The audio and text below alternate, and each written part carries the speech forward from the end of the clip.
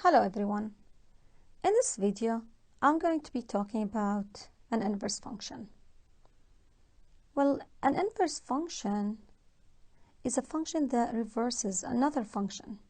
So if the function f applies to an input x gives a result of y, like fx equal y, then the inverse function gy will be equal to x. So not all functions have an inverse. They have to be one-to-one functions, which means that every element of the range of the function corresponds to exactly one element of the domain. So no two elements in the domain of f correspond to the same element in the range. Now, today we are going to focus only on the procedure of finding the inverse function and how to find the domain and range of that function. So let's start with 4x plus 2. Well, in order to find the inverse of any function, we are going to follow 4 steps. So step number 1 will be by replacing fx with y. So what I'm going to do here, I'm going to say y equal 4x plus 2. Step number 2, we're going to switch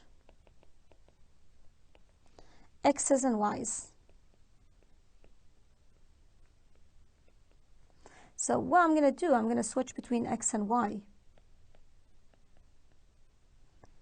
Step number 3, you're going to solve for y. So making y in one side. So I'm going to say, I'm going to move the 2, so it's going to be 4y equal x minus 2, and then I'm going to divide everything by 4. And y will be equal x minus 2 over 4. F inverse of x equal x minus 2 over 4. Now what about the domain and range? Well, think about it. If I'm talking about fx, the domain here and the range.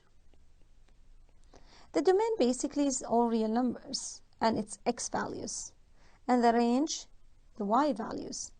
Now when we started, we switched between x's and y's. So x here will be y and y will be x.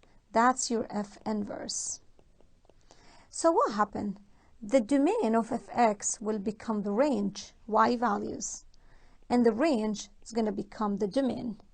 So for any inverse function, the domain is going to be the range of the original, and the range of the inverse will be the domain of the original function. In this case, since we are talking about polynomials, so the domain and range all real numbers for the fx and f inverse. What about if I try to draw these two lines? Well, if I try to draw fx, I'm going to end up with a line here.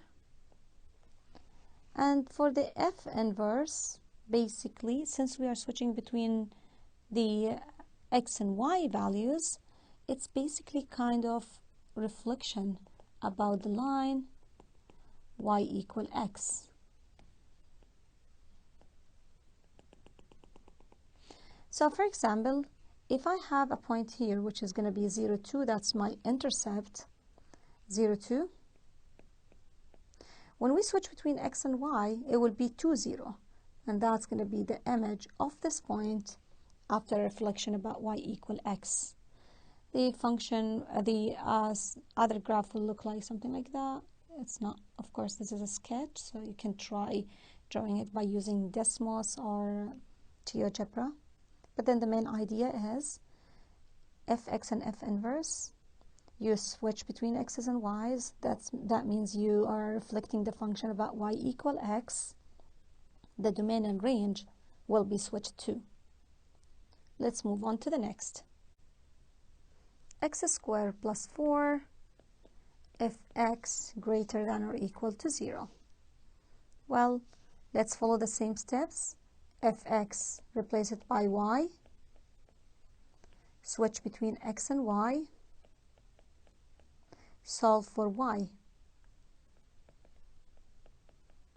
Take a square root of both sides, x minus 4. And this is going to be my f inverse. Now to find the domain and range. Well, the domain has been given already for this function, x greater than or equal to 0, and that's going to be the range of the inverse. So for the inverse function, the domain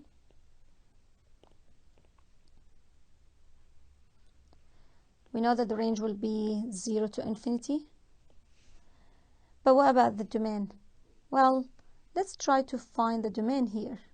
X minus 4 should be greater than or equal to 0. X should be greater than or equal to 4. So it's going to be from 4 to infinity.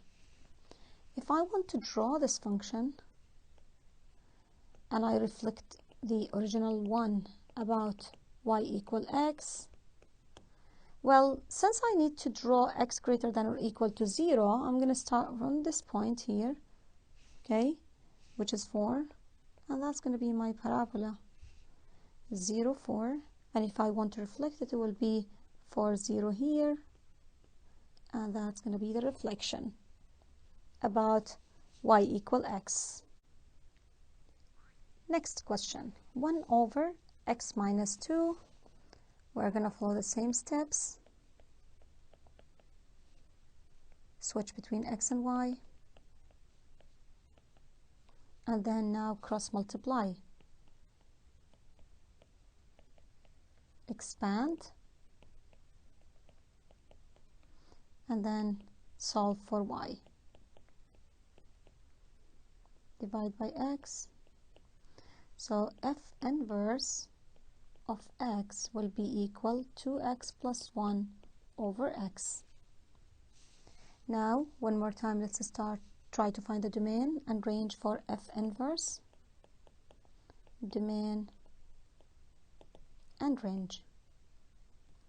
Well, if I know the domain of the original function, that's all real numbers except 2, that's going to be the range here for the inverse function.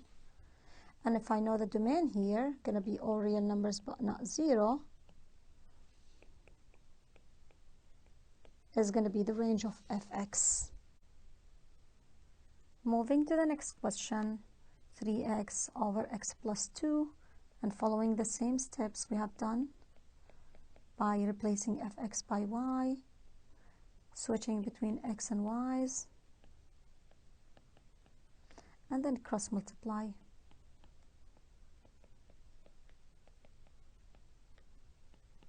Expand,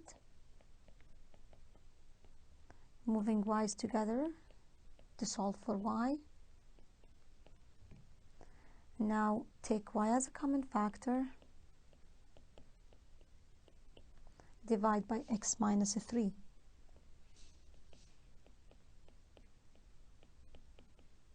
So your f inverse will be equal to negative 2x over x minus 3. Domain and range. Now for the domain and the range, if I know the domain of the original function, all real numbers but not negative 2, that's going to be the range here. And if I know the domain here is all real numbers but not 3, so all real numbers except 3, that's going to be the domain, the range of fx. Thank you guys for watching. Please let me know if you have any question. See you next time. Bye.